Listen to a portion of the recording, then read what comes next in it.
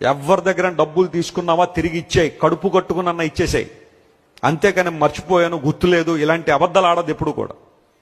ధనం విషయంలో నువ్వు చాలా కేర్ఫుల్గా ఉండాలి. అవసరతలో నీకు సహాయపడ్డారని ఎవరైనా నువ్వు గుర్తించినప్పుడు, వాళ్ళకి అవసరం వచ్చినప్పుడు నువ్వు ఆ డబ్బులు వాళ్ళకి తిరిగి ఇచ్చేయాలి. ఈరోజు పరిస్థితి ఎలా అయిపోయిందంటే, అప్పులు ఇచ్చిన వాళ్ళు మళ్ళీ ఆ డబ్బులు వాళ్ళకి ఎందుకు కావాలో ఎక్స్ప్లెయిన్ చేయాల్సి వస్తుంది.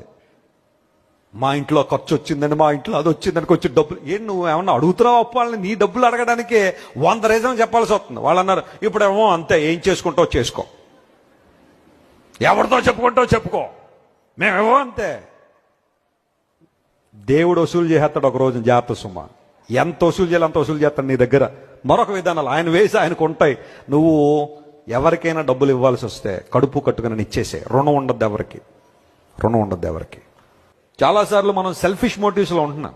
నేను బాగుండాలి, నేను బాగుంటే చాలు, నేను సంపాదించి ఎవడలా